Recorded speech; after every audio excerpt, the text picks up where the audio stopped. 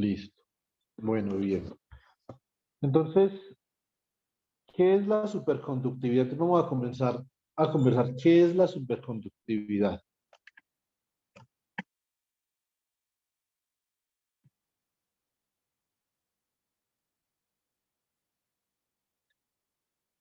What is superconductivity? Entonces, la superconductividad es un estado de perfecta conducción y supradiamagnético. Entonces, eso es importante. Entonces, is a state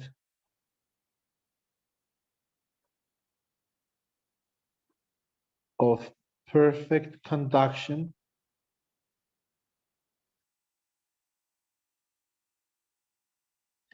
and super diamagnetic. Para que exista un superconductor es importante que existan las dos componentes.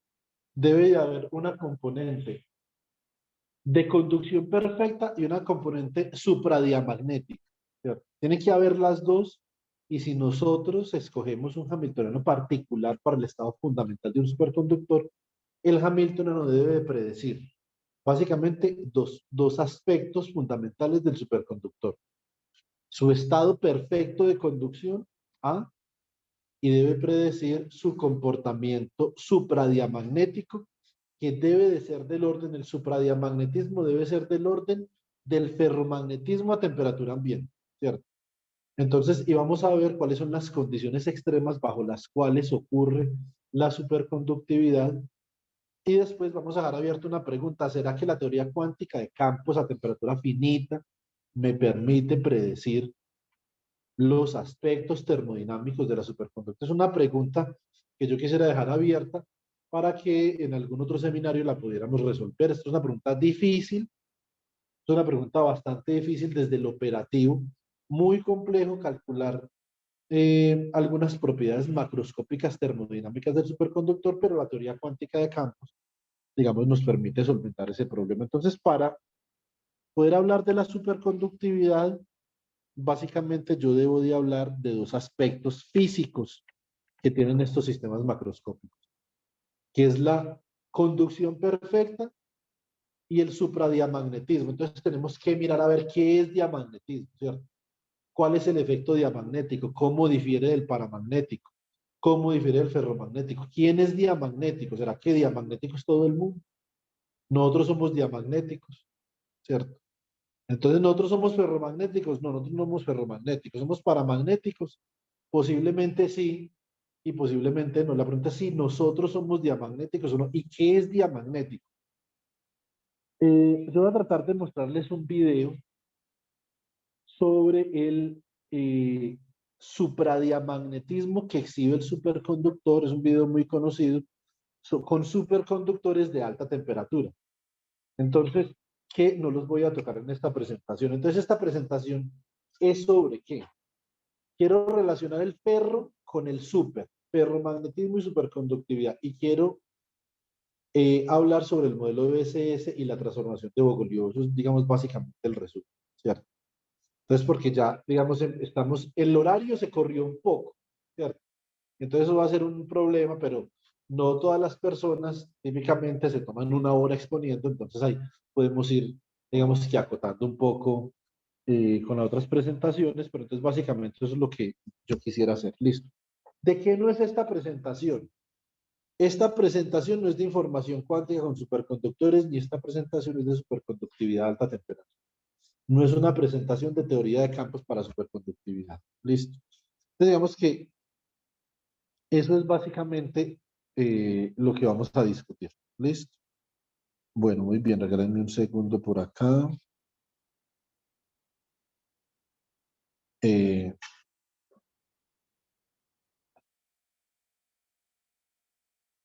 Listo, muy bien. Entonces, para poder hablar del estado perfecto de conducción, necesitamos hablar sobre conducción. Conduction and resistivity.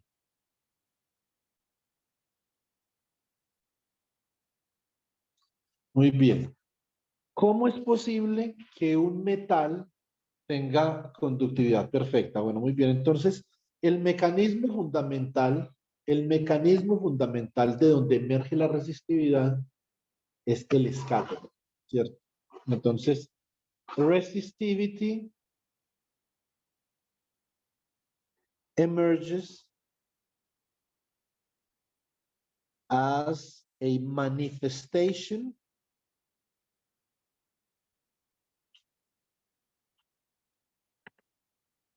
of different scattering processes.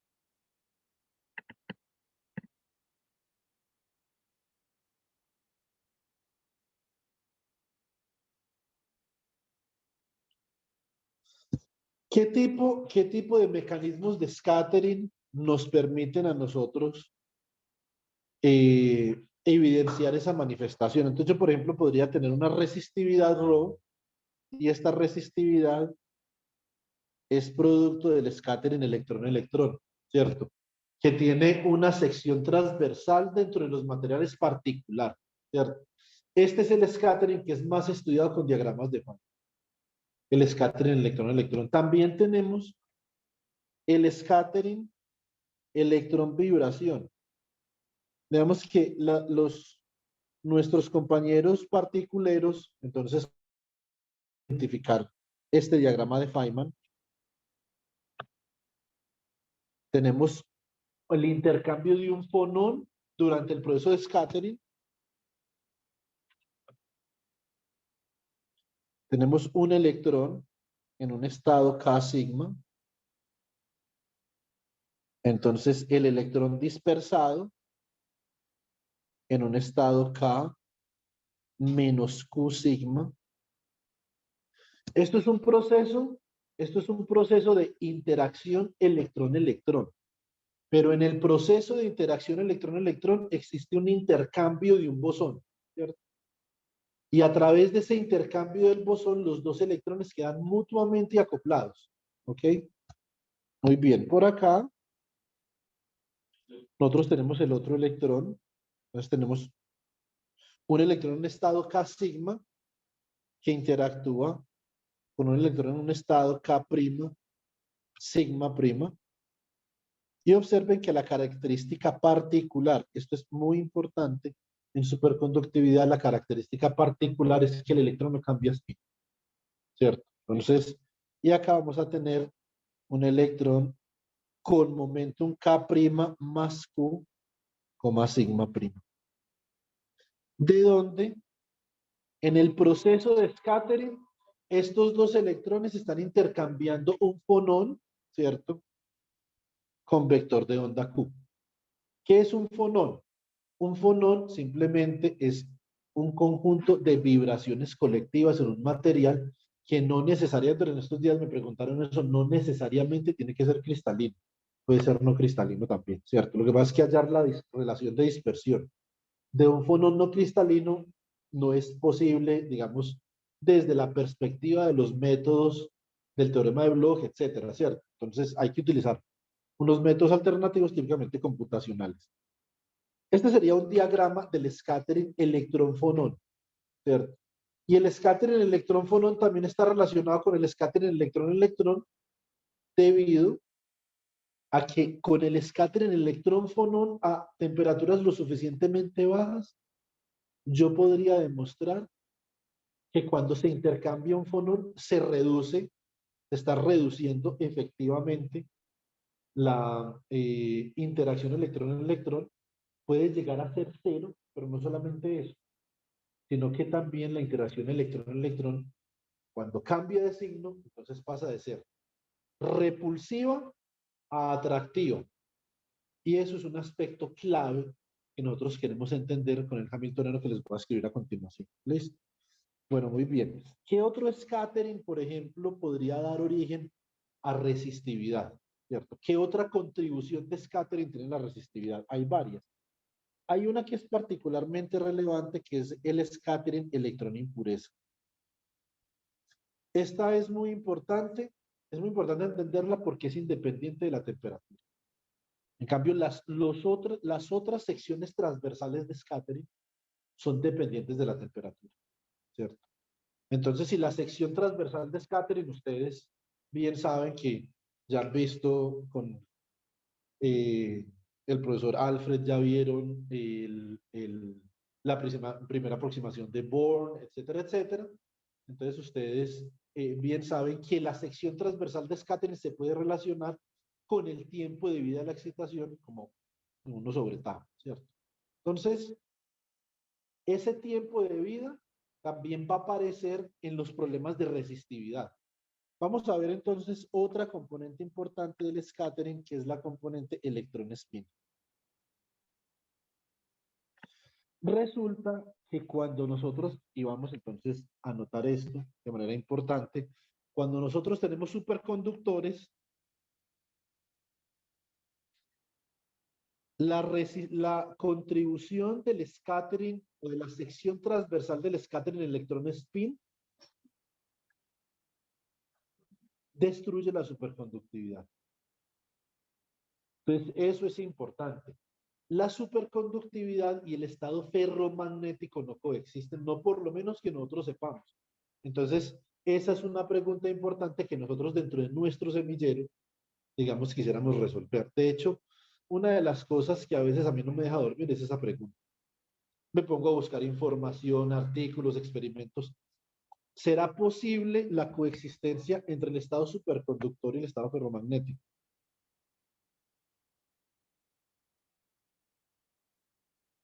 Is there any evidence for the coexistence or for accounting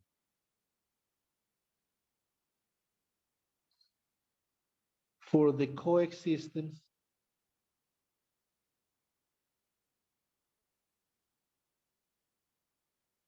between the superconducting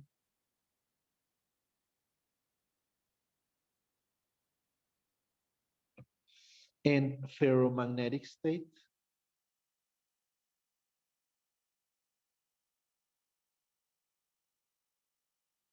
Esta es una pregunta importante.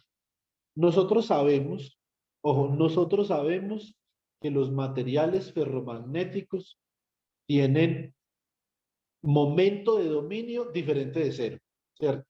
Eso nosotros lo sabemos. Eso significa que el scattering electrón spin en un material ferromagnético es considerablemente grande. Ahora, ¿qué pasaría, por ejemplo, si yo tengo un material metálico no magnético, por ejemplo, el cobre? Entonces yo voy a tener acá una lámina de cobre.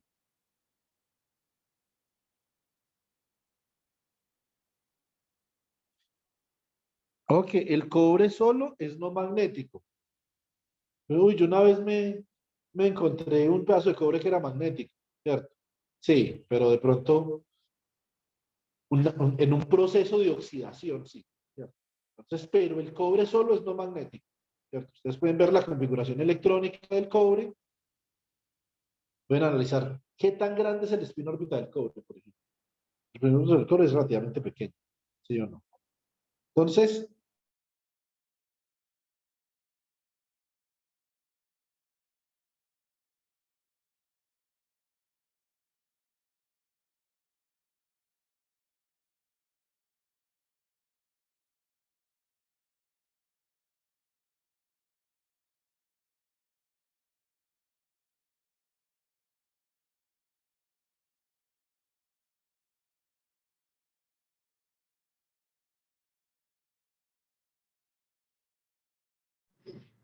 Profe, cuando ve no tiene audio. a la audiencia que está en el otro lado, le pido disculpas un segundo, tenemos un inconveniente técnico tipo dial físico que lo estamos solucionando. Entonces, pero ya volvemos un segundo.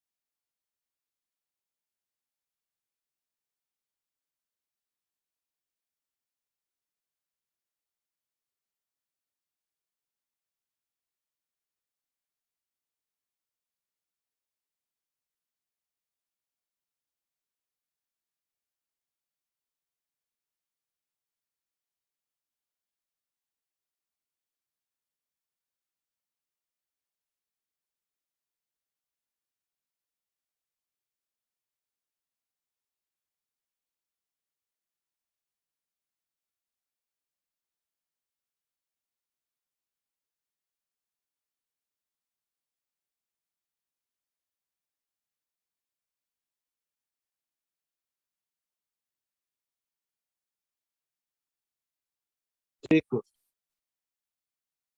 volvimos. Ok, ¿me pueden escuchar de nuevo? ¿Me pueden confirmar, por favor? Sí, señor. Listo, bueno, muy bien. Entonces, ¿qué sucede con este scattering?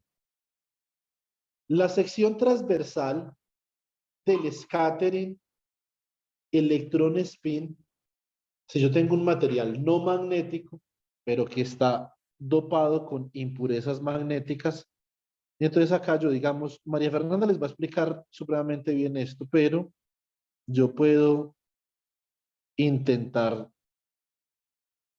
explicar esto de alguna forma, que son, esas son aleaciones diluidas. Yo no manejo también el tema como Mafe, pero pues voy a hacer el esfuerzo de explicar algo. Entonces, los electrones, los electrones exhiben un proceso de scattering con unas impurezas que tienen spin, ¿cierto? Y a baja temperatura, la sección transversal comienza a ser mucho más prominente para este término que tengo acá, que sería la manifestación de la conductividad debido al scattering electrón spin. ¿Qué sucede acá? Que mientras a baja temperatura, la resistividad baja, cuando el scattering electrón spin, el spin de la impureza es prominente, la resistividad comienza a subir, ¿cierto?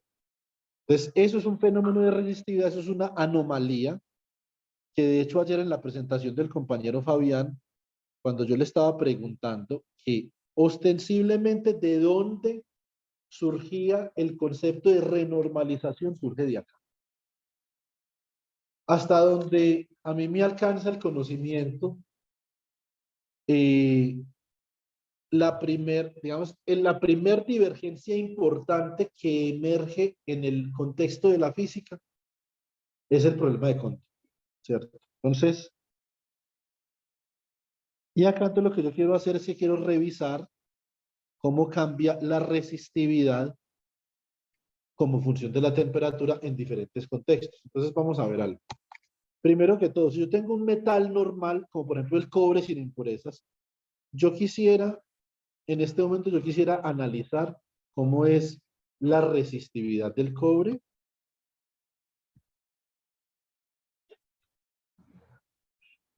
¿Cómo es la resistividad del cobre en ausencia de impurezas magnéticas? Listo. Muy bien. Entonces la resistividad del cobre es una resistividad que puede ser, digamos, lineal con la temperatura, puede no serlo, eso depende del rango de la temperatura sobre el que tú estés graficando. Entonces, pero la resistividad del cobre más o menos es como algo así.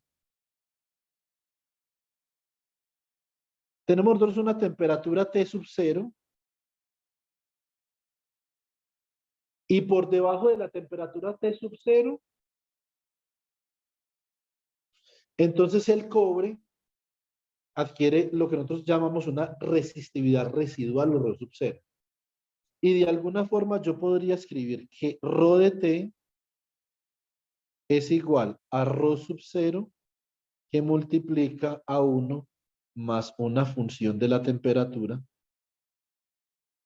¿cierto? Por un coeficiente alfa, por ejemplo, ¿cierto? Yo escribo esto un poquito más legible.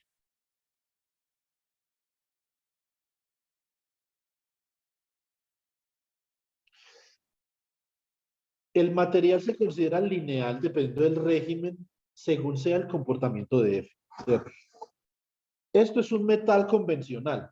Entonces nosotros le bajamos la temperatura al metal, le bajamos la temperatura al metal y lo que sucede cuando le bajamos la temperatura al metal es que baja la resistividad. Eso es apenas natural. ¿Por qué?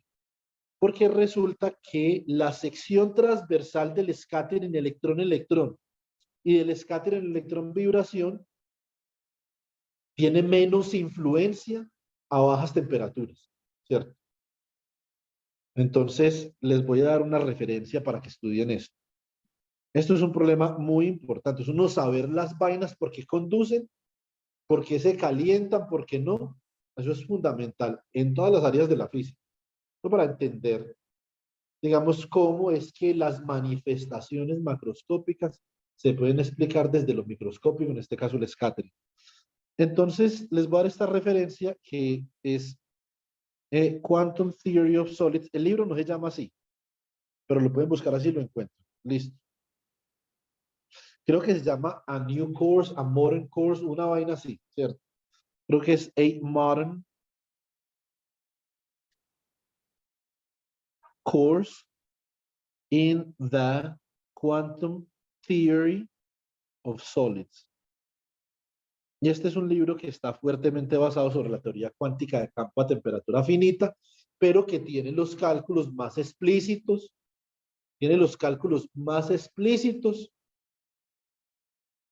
de toda la feria, ¿sí o no? O sea, son súper explícitos. Va a ser un libro de teoría cuántica de campo a temperatura finita de Fuxian Han.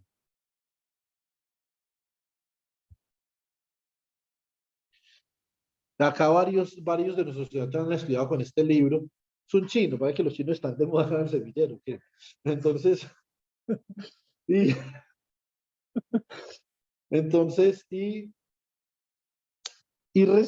resulta que en el capítulo 6 de este libro, entonces esto es Chapter 6,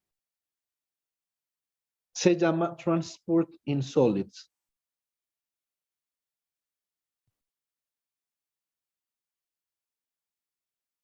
¿Listo? Muy bien. Entonces ustedes pueden ver la sección transversal, hay que calcular la sección transversal diferencial del scattering electrón-electrón y la sección transversal diferencial del scattering electrón-vibración. Digamos que ampliamente se cree que el scattering es menester exclusivo de la física de partículas. No hay nada más de la realidad, ¿sí o no? Entonces, el scattering realmente es lo que permite entender las manifestaciones macroscópicas de la materia que a nosotros más nos causan curiosidad. Por ejemplo, algo que se está calentando, ¿cierto? Por ejemplo, el scattering en superconductores NPN, o en transistores NPN o PNP, o semiconductores tipo N o tipo P, extrínsecos, intrínsecos, es fascinante, ¿cierto? Y calcular la sección diferencial transversal de scattering de los procesos electrón-electrón-electrón vibración en semiconductores es bastante complicado, ¿cierto? Sobre todo, estamos hablando de correcciones a la sección transversal debido a la temperatura, ¿sí o no? Estos dos procesos de scattering que yo tengo acá contribuyen menos sobre todo electrón vibración debido a la distribución de Bose-Einstein cuando comienzo a bajar la temperatura, ¿cierto? Entonces, digamos que es apenas lógico que yo piense en esta situación. Vámonos en este momento, vamos a hacer, como dicen en Visual Politics, y ahora un poco de historia, ¿cierto? Entonces, vamos a hacer un poco de historia. 1911, Leiden University. ¿Qué había? Vamos a ver ustedes cómo están en historia de la física. ¿Qué había importante en 1911 en la Universidad de Leiden? En una botella, no. La botella todavía creo que ni existía. ¿Qué había importante en la Universidad de Leiden en 1911?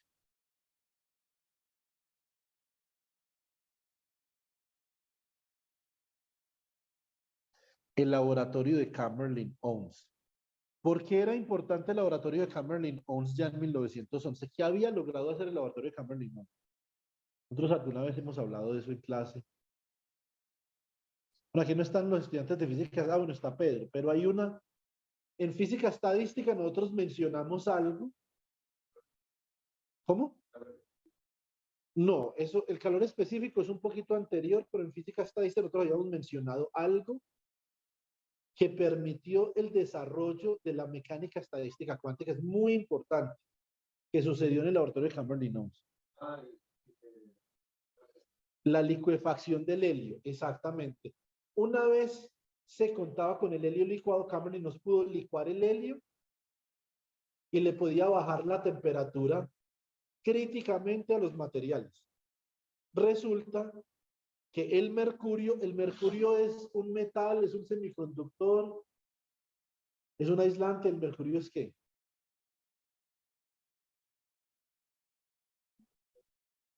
Ya apenas dicen por ahí a un planeta, pues. Entonces, el mercurio es un metal, es el único metal que a temperatura ambiente es líquido, ¿cierto? Entonces, el mercurio se estaba trabajando en el laboratorio de Camberley Knowles, se le baja la temperatura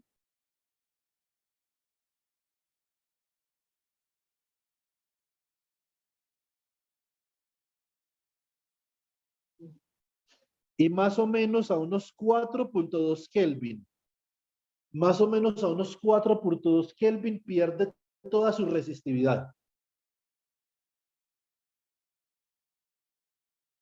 Y de acá, entonces, surge el concepto de superconductor.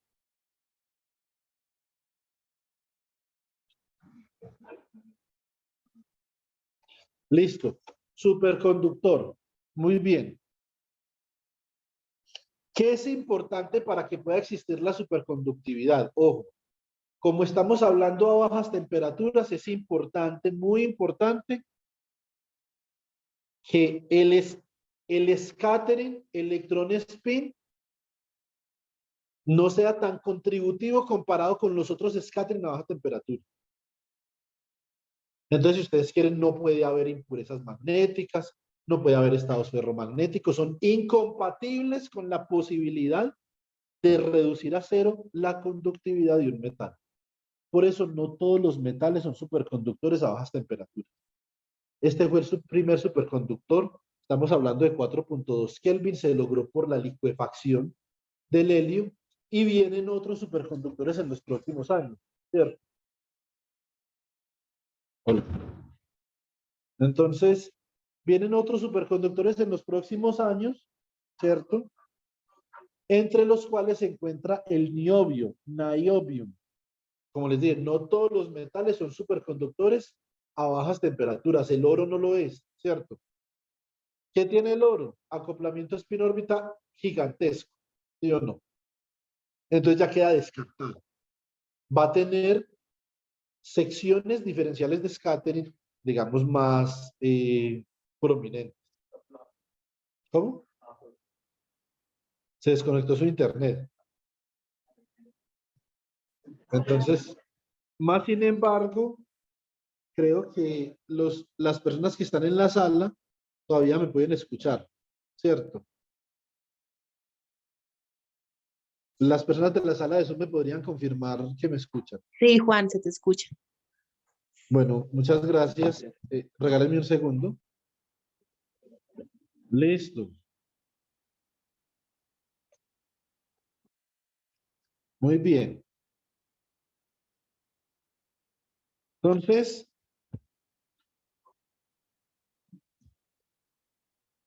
digamos, hay un último escenario de conductividad que yo quisiera discutir antes de escribir el Hamiltoniano VSS. Por favor, si le pueden avisar al profesor Edilson que vamos tarde unos minutos, se los agradezco. Listo. Entonces, el último escenario que yo quisiera discutir, sobre todo por la presentación de la profesora Rosa. Mañana la profesora Rosa va a hablar de este fenómeno. Listo. Que yo quisiera que ustedes esta noche, yo sé que es un gran esfuerzo pedirles que estudien esta noche, pero yo quiero que disfruten, por favor, traten de disfrutar científicamente hablando los interlocutores que vamos a tener el día de mañana. Y la presentación de la profesora Rosa recientemente fue publicada en Physical Review Letters, que es uno de los journals más importantes del mundo de la física, ¿cierto? El más prestigioso seguro, ¿sí o no? ¿Dónde publicaron, por ejemplo, Gravitational Waves? No lo publicaron en Nature ni en Science.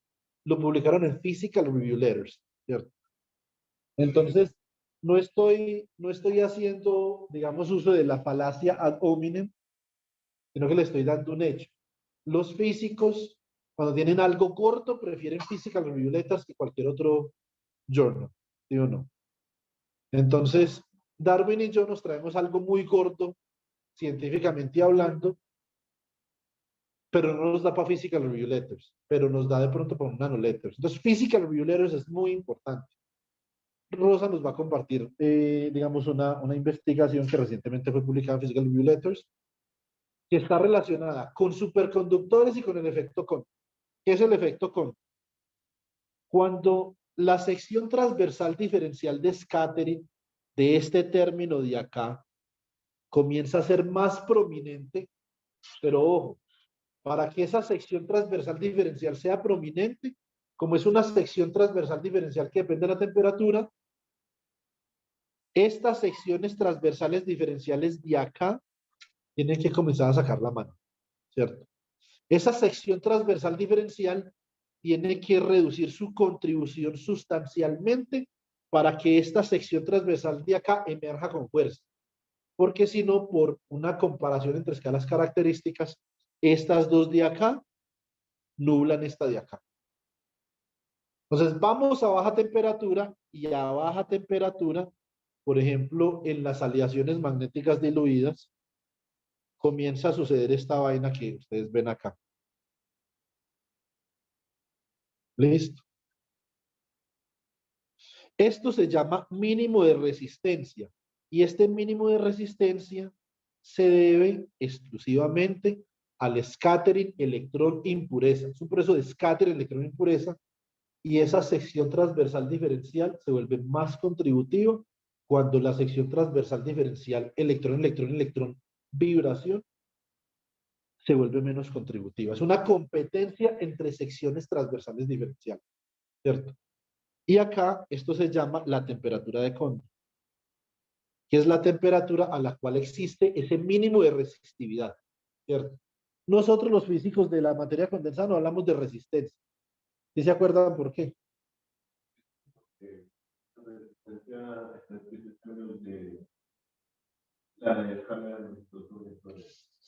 De las dimensiones de un material, y la física no depende de las dimensiones de un material, depende de la geometría, pero no las dimensiones. Cuánticamente puede depender si uno tiene una esfera o si uno tiene un cilindro, eso sí, porque eso es confinamiento, son potenciales. Más sin embargo, no va a depender ni del radio de la esfera ni de la longitud del cilindro, ¿cierto? Entonces eso no. Porque el confinamiento sí, pero de las dimensiones particulares no. Por eso nosotros no queremos expresar nuestra física en términos de la resistencia. ¿Cuál es la resistencia de un cilindro? Resistividad del material, longitud sobre área de la sección transversal, ¿cierto?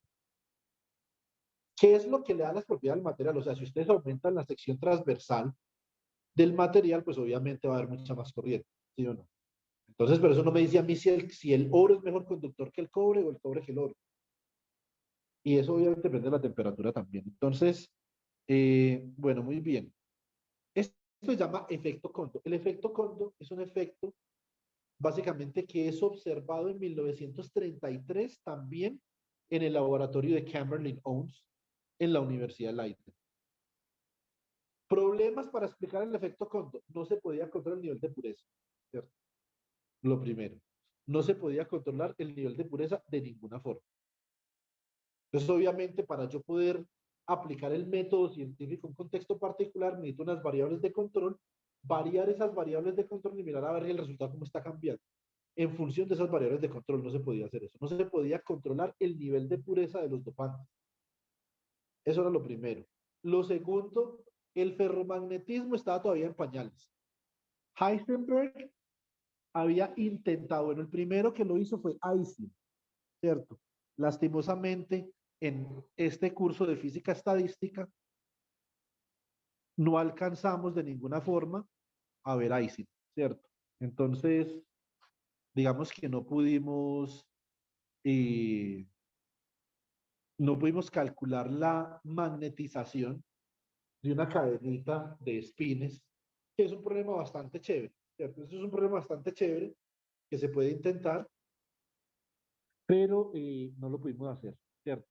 Muy bien. Después, en 1928, Heisenberg intenta explicar el ferromagnetismo de algunos cristales relativamente simples, pero el ferromagnetismo se queda en pañales. Es más, en el 56 y 57, cuando Igor Jalusinski plantea la primera teoría para el weak ferromagnetism, seguía en pañales el ferromagnetismo, entonces tampoco se entendía muy bien la interacción spin-spin en este caso. Ya se había hablado del concepto de momento magnético, que Heisenberg fue la persona que acuñó el término, entonces, pero había una carencia de herramientas teóricas para entender este problema. ¿Cuándo este problema, digamos, se puede entender más o menos con fuerza? Después del paper de Anderson de 1961, en donde incursiona Jun Kondo explicando con una teoría perturbativa de tercer orden este mínimo de resistencia, ¿cierto? Problemas de Kondo. Este fue el problema de Kondo. Y esta es, ya Edilson más tarde nos podrá contar qué opina al respecto. Esta es la primer divergencia que yo conozco. Esta es la primera divergencia que yo conozco que tiene que remover por renormalización, que es que a temperatura cero la resistividad es infinita. Y obviamente, pues eso no tiene ningún sentido, ¿cierto? Entonces, esto es el efecto Kondo. ¿Qué es lo que va a hablar Rosa? Rosa va a hablar sobre cómo se da el efecto Kondo cuando un punto cuántico está en contacto con un superconductor. Listo. Bueno, muy bien. Ya para ir redondeando la idea, más o menos en el año de 1957 llegan Cooper, Bardeen y Schiffer. ¿Cómo escribirá esto? Lo que escribí así. ¿Sí? BCS, BCS. Esto porque es importante. Digamos, esto es importante porque fue el primer intento exitoso desde la teoría para describir el estado superconductor. Cuando yo quiero describir un estado superconductor, eso es importante para que lo tengan en cuenta para la presentación de Alfredo. Si yo quiero describir un estado superconductor, básicamente que quiero predecir tres cantidades de un superconductor. Entonces, what does BCS predict? ¿Qué predice BCS? BCS predice muchas cosas, ¿cierto? Entonces, BCS predice muchas cosas. Recuerden, por norma general de la sala, que el que saque el desayuno tiene que compartir. Listo. Muchas gracias.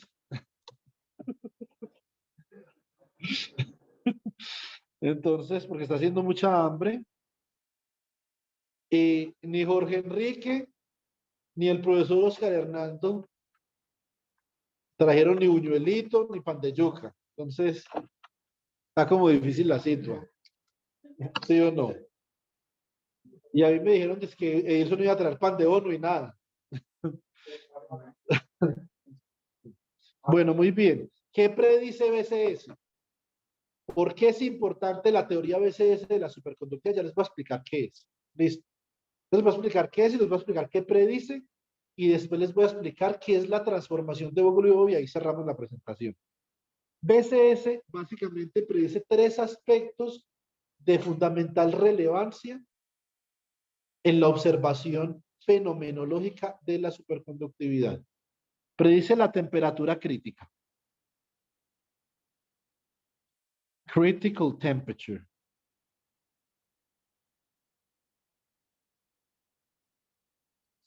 Listo.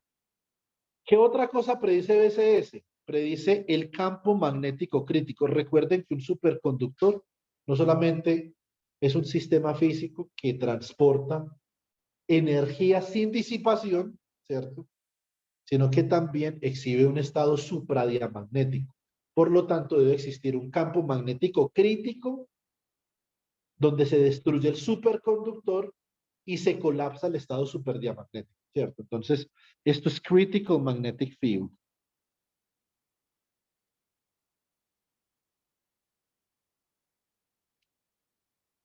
Y Y ese supradiamagnetismo Un valor numérico. sí, no es un valor numérico, es un valor numérico de la temperatura, pero solamente para cierto tipo de superconductor, no para todos. Para cierto tipo de superconductor, el hamiltoniano BSS, si tú, por ejemplo, utilizas una teoría cuántica de campo, ¿cierto? Entonces tienes Z de beta igual a la traza de E a la menos beta H, ¿cierto? Y si utilizas el hamiltoniano BSS, ese hamiltoniano BSS, una vez calculas los generadores de acumulantes con la función de partición, puede predecir TC, ¿cierto? Entonces, de hecho, eso es un cálculo que va a hacer con una susceptibilidad parecido, por ejemplo, a la que tenía Fabián ayer en el trabajo de grado.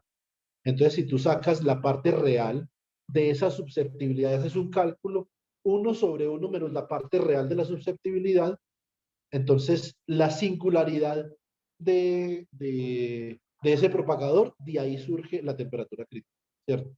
Pero eso es una buena pregunta, le dice, solo para un tipo de superconductor, no para todos, solo para uno, que es el superconductor convencional con emparejamiento single, ¿cierto?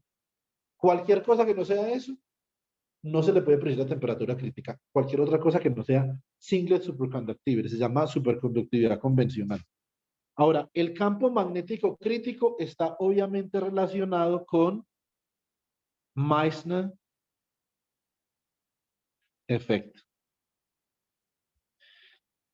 Y el tercer aspecto que hay algunas personas que no le prestan mucha atención, pero que es muy importante en superconductividad, es C sub B de T,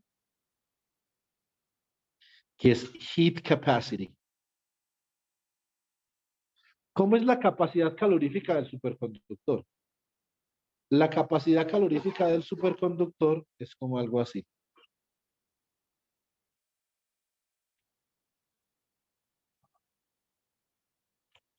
Entonces, básicamente yo tengo acá la temperatura crítica del superconductor. Antes de TC es superconductor, después de TC es un metal convencional. Ahí hay lo que nosotros llamamos una transición de fase, y en las transiciones de fase, en un curso de física estadística, ustedes me imagino que más o menos podrán, como en un libro, podrán, digamos, profundizar en esta discusión. La transición de fase, y es precisamente la razón por la que yo le solicité al profesor Edilson que compartiera con nosotros su presentación, la transición de fase en todos los casos. Nosotros vamos a estudiar en el semillero muchos tipos de transiciones de fase el semestre entrante. Va a ser un semestre de transiciones de fase. La transición de fase es una manifestación de la ruptura de la simetría, ¿cierto? Entonces hay algo que está sucediendo en T sub 6 que tiene que ver con la simetría, ¿cierto? Entonces, bibliografía.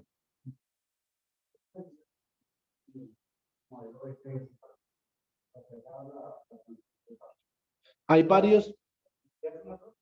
No. Hay un gauge symmetry. Hay, por ejemplo, se rompe la simetría de inversión temporal, ¿cierto?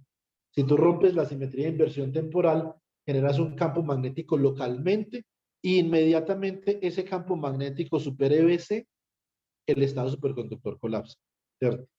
Por ejemplo, en el estado ferromagnético, el estado paramagnético, tenemos acá una cosa, Edilson.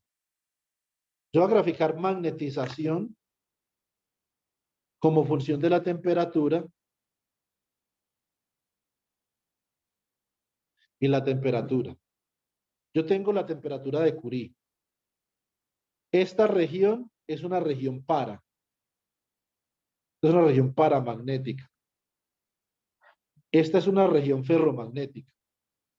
Entonces, la región ferromagnética es una región en donde el material selecciona una dirección preferencial para orientar los momentos, ¿cierto? Entonces, eso requiere una ruptura de simetría. Entonces, eso requiere time reversal symmetry breaking para poder que haya ferromagnetismo. Entonces, esta es una región de menor simetría que esta otra región, que es una región de más alta simetría. Entonces, el ferromagnetismo, que otra forma de decir ferromagnetismo, es a broken symmetric state, ¿cierto? Entonces es un estado donde se ha roto un tipo de simetría y eso es básicamente cierto para cualquier transición de fase. Hay un cambio de simetría en esta temperatura crítica de acá y los puntos críticos es donde cambian los aspectos de simetría. También, por ejemplo, que es algo interesante por si a alguien le interesa, lo llama quantum criticality. Esto, digamos, es la contribución más importante de Piers Coleman del libro donde está, que yo les iba a citar acá, Phase Transitions. Phase Transitions, inclusive está Electroweak Theory en este capítulo de Phase Transitions. Yo no podría decir mucho de eso, pero digamos, eso es un fenómeno universal, ¿cierto? El fenómeno de la transición de fase es un fenómeno universal. Entonces, por ejemplo, acá se rompe la simetría de inversión temporal, ¿cierto? El estado superconductor es un estado donde it's completely symmetric, eh, eh, mm, es un estado de total simetría de inversión temporal, el estado superconductor, ¿cierto? El estado metálico no, porque el estado metálico, el campo magnético ya puede penetrar en el metal, en el superconductor no, pero el campo magnético, si la ruptura de simetría genera un campo magnético superior al campo crítico, el estado superconductor inmediatamente colapsa. Entonces, y hay otros ejemplos, estos son ejemplos macroscópicos, transiciones de fase macroscópicas. Hay transiciones de fase cristalográficas, donde también hay una ruptura de simetría. Listo, entonces, vamos a ver ahora con el profesor Edison cómo podemos percibir nosotros la ruptura de simetría en términos del mecanismo del bosón de Higgs. Es muy parecido al ferromagnetismo, tengo yo entendido. Entonces, vamos a ver qué podemos sacar, digamos, de la presentación. Entonces, capacidad calorífica, ¿por qué es importante? La capacidad calorífica es importante porque la capacidad calorífica antes de TC para un superconductor es de esta forma y después es de esta otra forma. Y los que han visto mecánica estadística ya, ustedes pueden relacionar que la capacidad calorífica a altas temperaturas, me refiero a altas temperaturas con temperaturas mayores a la temperatura crítica, es como de esta forma, ¿cierto? Entonces observen la diferencia indisciplina, ¿no? Entonces, observen la diferencia de la capacidad calorífica de un metal ordinario y un superconductor. Por lo tanto, la capacidad calorífica nos puede mostrar los puntos críticos de la capacidad calorífica, hacen manifiesto una transición de fase, una ruptura de simetría, un cambio de simetría, bueno, lo que sea. Listo. Bueno, muy bien. Vamos a mirar ya para terminar BCS Hamiltonian. Ya les dije qué predice BCS. Vamos a mirar BCS Hamiltonian. El hamiltoniano BCS o el estado BCS o el hamiltoniano BCS es un hamiltoniano que no es interactuante porque es un tratamiento de campo medio de la interacción electrón-electrón, ¿cierto? Que es obligatoria para poder tener escape, ¿sí o no? Entonces, yo estoy hablando del escape en electrón-electrón, pues tengo que tener un término electrón-electrón de la forma, por ejemplo, U que multiplica a C sub K daga, C sub K prima daga, C sub K prima, C sub K. Entonces necesito la interacción electrón-electrón. Muy bien. Ahora, en el hamiltoniano BCS, y me voy a volver a este diagrama de Feynman, en el hamiltoniano BCS, ¿de dónde surge la interacción electrón-electrón? ¿De dónde cree Ángel? Así usted no lo sepa, en este momento, usted sabe la respuesta a la pregunta.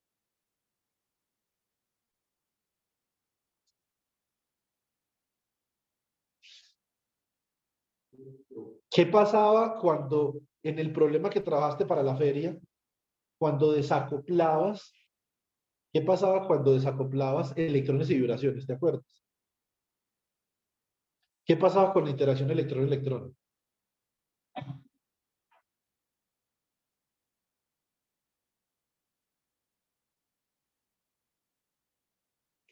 No vaya a mirar para atrás, Ángel. Llega a mirar para mí. Listo. Porque usted llega a mirar a Cristian y se le olvida todo lo que sabe. Nadie le diga. A ver, no se acuerda. O sea, acuérdese que U, cuando nosotros hacíamos el desacoplamiento, Ángel, U se convertía en U menos 2 lambda al cuadrado sobre H barra omega cero, ¿cierto? Eso significa que cuando la interacción lambda es suficientemente fuerte, se reduce la interacción electrón-electrón y posiblemente cambie de signo. Entonces, en el Hamiltoniano VSS son los fonones. Solo en el Hamiltoniano VSS y solo para superconductividad convencional son los fonones los que inducen una interacción atractiva, ¿cierto? Y hay que tratar esa interacción de cierta forma. Entonces, primer asunto de la teoría VSS, la interacción atractiva surge del acoplamiento electrón-fonón A. Y segundo, la interacción atractiva efectiva se trata mediante un campo medio. O sea, esos son los dos aspectos importantes que tienen que saber de BSS para entender el día de mañana a Rosa y para entender a Alfredo. Punto final. ¿Sí o no? Solamente eso. HBSS, por lo tanto, es la suma sobre K sigma de la dispersión electrónica del metal, C sub K sigma. Noten que la dispersión no depende de sigma. Por C sub K sigma daga por C sub K sigma, más la suma sobre K de un parámetro delta de K, que voy a llamar parámetro de orden, que multiplica a C sub K up daga por C sub menos K down daga más el Hermitian conjugate. Donde, y dice acá, donde delta, esto lo van a ver a toda hora el día de mañana, siempre, ¿cierto? Siempre lo van a ver.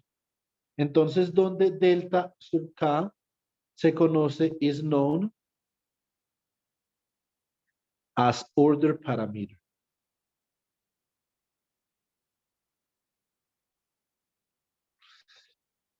En mecánica estadística, un parámetro de orden es un parámetro que se hace, que cambia de valor cuando hay una transición de fase. Cambia de valor críticamente. Por ejemplo, la magnetización es el parámetro de orden para la transición de fase para magnético-ferromagnético. Este parámetro de acá que surge del tratamiento de campo medio del Hamiltoniano VSS es un parámetro de orden para la transición de fase metal ordinario superconductor. ¿Listo?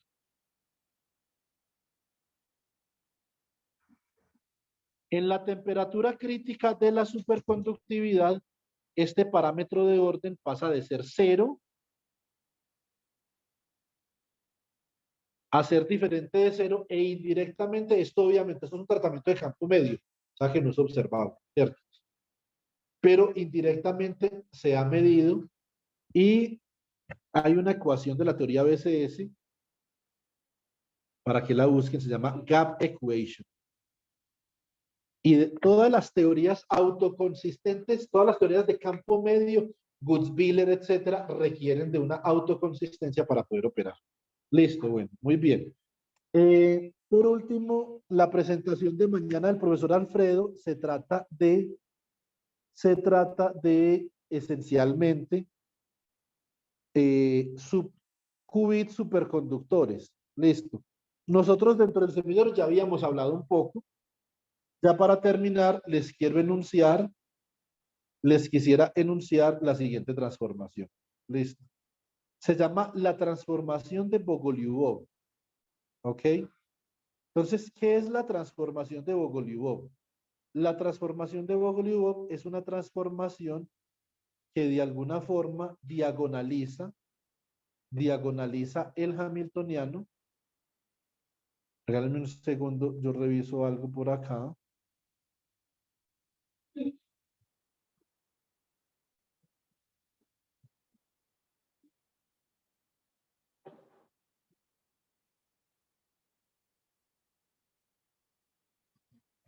Bogoliubov transformation.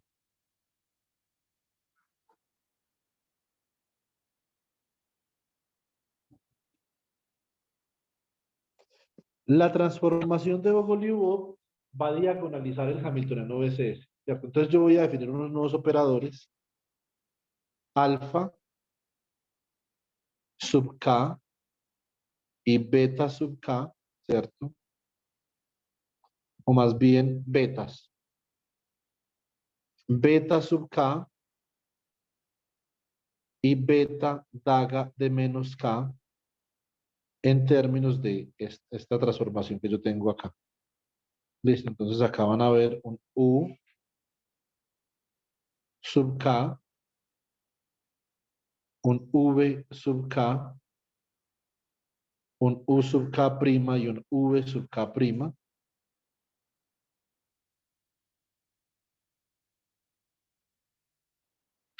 Multiplicando a c sub k up y c sub menos k down daga, por ejemplo. Entonces, este tipo de transformaciones diagonalizan el hamiltoniano BCS de forma tal que el hamiltoniano BCS me va a quedar expresado como la sumatoria sobre k de un E mayúscula sub k por un beta sub k daga beta sub k, donde beta sub k y beta sub k daga create and destroy Bogoliubov bonds. Esta es una cuasipartícula, como por ejemplo la cuasipartícula de la que hablaba ayer el profesor Jairo, que es el felicitón, ¿cierto? Entonces, esa es la cuasipartícula que se inventó el profesor Jairo ayer cuando felicitó a Fabián, según el profesor Jorge Enrique Rueda, ¿cierto? Entonces, el felicitón. Esta es otra partícula, está el fonón, el polarón, está el polaritón. El Bogoliubón es una cuasipartícula que está formada por un electrón y por un hueco, ¿cierto?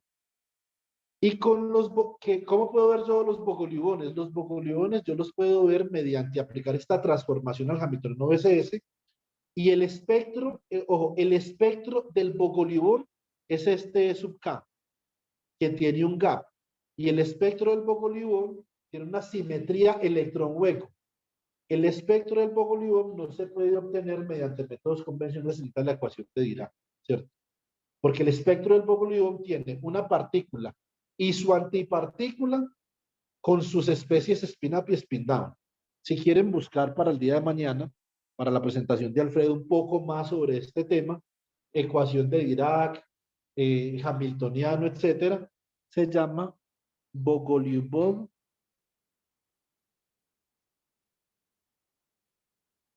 de Jeans Hamiltonian.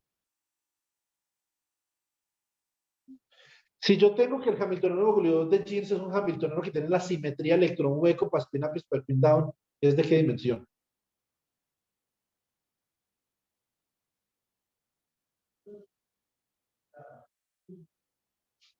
Lo acabaron de ver con el profesor Edilson hace unas cuantas semanas. Simetría electrón hueco, spin up y spin down para cada uno. ¿De qué dimensión es hamiltoniano? Si yo lo represento matricialmente, pues 4 por 4, exactamente. Entonces, yo podría obtener la ecuación de Bogoliubov de Jeans a partir de la ecuación de Schrödinger o no.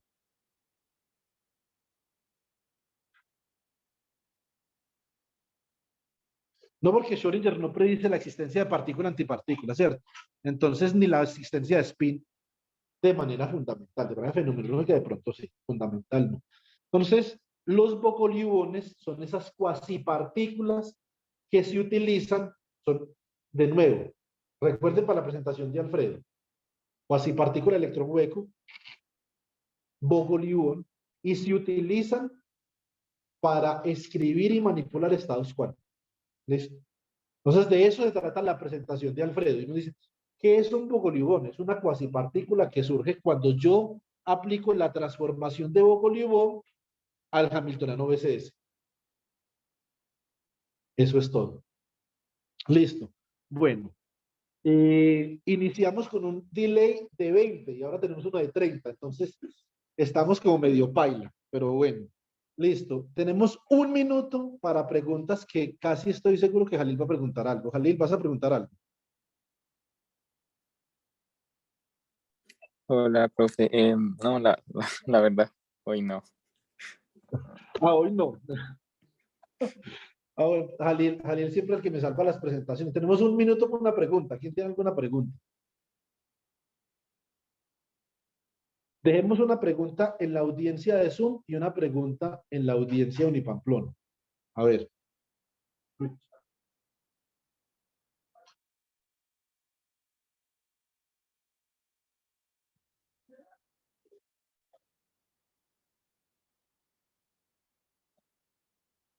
A ver, ¿la audiencia de Zoom tiene alguna pregunta?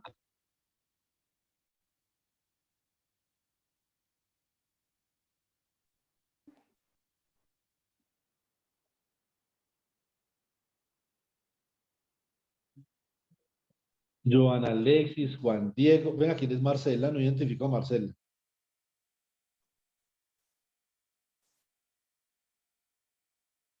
Tenemos a Luisa Mariana, a Lil, Juan Diego, Joana Alexis. Marcela, ¿quién es Marcela? Es de Unipamplona, Univalle, Universidad de Antioquia.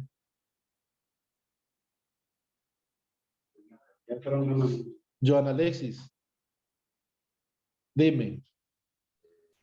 Buenos días, qué pena. Sí, profe, me preguntaba si podía ser de pronto, pues es curiosidad porque pues, yo no, la verdad no sé mucho sobre el tema, algunos comentarios respecto a la superconductividad no convencional, como por ejemplo esto del ángulo mágico, grafeno rotado, que no entra dentro de BCS la teoría que estaba discutiendo ahorita. No sé si podía hacer algunos comentarios al respecto sobre Pues eso. puedo hacer un comentario cerrado porque eso es la superconductividad no convencional. Es cualquier cosa, como yo le decía a Edilson, es todo lo que no sea triple, lo que no sea acoplamiento singlet y baja temperatura. Básicamente que de 20 Kelvin para arriba es superconductividad no convencional a alta temperatura. Ya se han dado premios Nobel por superconductividad a alta temperatura por los cupratos. Por ejemplo, el yttrium barium oxide, copper oxide, es un superconductor de alta temperatura y básicamente lo interesante para nosotros los físicos, que es la pregunta, yo diría, digamos que Edison lo controvertirá ahora, entonces sí, y Blanca también, yo diría que es el problema más importante de la física en este momento, o sea, determinar la superconductividad a alta temperatura. Eh, Explicarla teóricamente, exactamente. No se conoce una teoría y por eso es que yo, Ana Alexis, me quisiera juntar con los teóricos del bosón de Higgs. Hay varias personas de la materia condensada que consideran que el traslape entre la teoría de campos en materia condensada y los mecanismos de ruptura de simetría del bosón de Higgs son parte de la clave para encontrar una explicación teórica a la superconductividad de alta temperatura, ¿cierto? Teoría de cuerdas también está el mecanismo de Subirch y de Sachdev y Ekitaev, ¿cierto? Hay cosas que se han trabajado con agujeros negros, etcétera, pero básicamente no hay explicación para la superconductividad a alta temperatura, ¿cierto? ¿Solamente es no convencional a alta temperatura? No. Hay superconductividad no convencional también, como usted lo dice, con el ángulo mágico del grafeno. Hay por ejemplo, odd pairing symmetry, superconductivity, even pairing symmetry, superconductivity. Hay triplet superconductivity. Hay, digamos, una gran cantidad de aspectos de la superconductividad no convencional que todavía están por explicarse. Entonces, digamos que ese es un campo todavía que está muy inexplorado. Listo. Yo le puedo mandar un review del profesor Manfred Sigris del ETH para que usted más o menos se entere de qué es lo que hay por hacer y por qué es tan importante. Ahora vamos con una pregunta en la audiencia de Pamplona, solo uno. Pero, digamos, ¿cuál es el mecanismo para mantener la temperatura crítica justamente para ese cambio de signo? ¿Sí? Para mantener una temperatura crítica para el cambio de signo para que los electrones no se regresen. Entonces, ¿cómo mantenemos esa temperatura? Y eh, eh, si nos salimos de temperatura, volvemos otra vez al campo magnético. No, al ferro no, nunca. Nunca porque un material no, que es ferromagnético nunca es superconductor a bajas temperaturas, no coexiste en el mismo material. Entonces vuelves al estado de metal normal, se llama colapso de la superconductividad. ¿Y cómo se mantiene la temperatura? Básicamente con helio líquido, si es de superconductor de baja temperatura, y si es un superconductor regular, puede ser con nitrógeno líquido, un superconductor de alta temperatura, nitrógeno líquido o con un criostato, ¿cierto? Los criostatos, digamos, más potentes pueden sostener la temperatura, pero inmediatamente tú quitas el criostato, se calienta el superconductor, se colapsa y vuelve a ser un metal normal. Listo, bueno, muchas gracias. Le pedimos disculpas al profesor Edilson que nos está esperando. Y entonces pasamos ahora con nuestra investigadora, María Fernanda, va a presentar al profesor Edilson. Listo.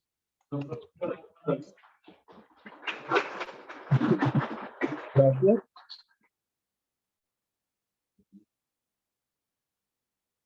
¿Cómo? Sí, claro. No, solo presentar.